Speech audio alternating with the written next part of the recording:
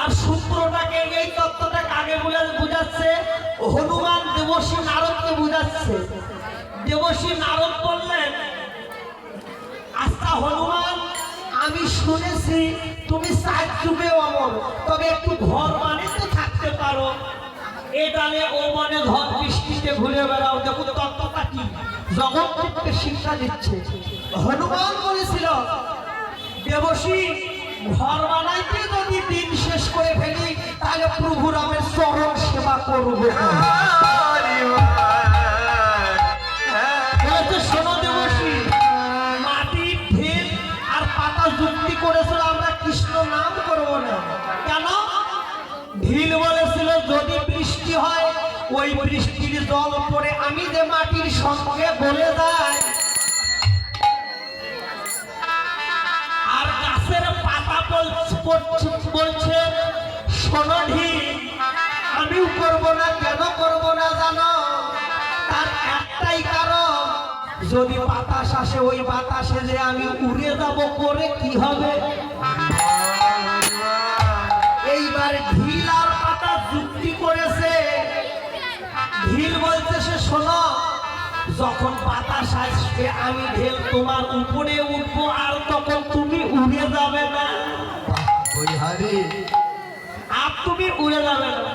ও পায়াপাড়া দিদি কথাটা শোনে, কাজে লাগবে। দিদি খিদা লাগছে। খিদা লাগে না, ঘরের ভেতর যতগুলো মুড়ি খাইছে আমি দেখছি। মানে আমার আদরের বৌদি হয়তো এই জন্য একটু মজা করে। তখন পাতা বলেছে ঠিক আছে, তুমি যখন আমার উপরে উঠবে উড়ে যাব না। এবার পাতা বলছে যখন বৃষ্টি আসবে আমি তোমার উপরে বসবো, তখন ওই বৃষ্টির জলে আমি মুছে যাব না। যারা রে হরি বল।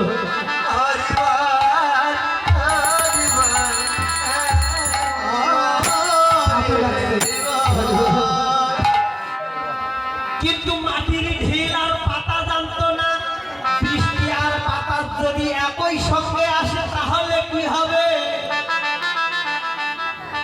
ওই বৃষ্টি আর বাতাস একই সঙ্গে মা আসলো, ওই বাতাসে পাতা উড়ে গেল, বৃষ্টির জলে মাটির ঢিল গড়ে গেল।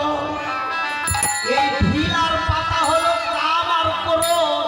এই কাম ক্রোধকে যতই ঢাকা দাও না কেন, যেদিন গুরুর কৃপা হবে, ভক্তির কৃপা বলে প্রেম ভক্তি একত্রিত এসে যাবে, তোমার এই কাম ক্রোধকে তারা ভেসে নিয়ে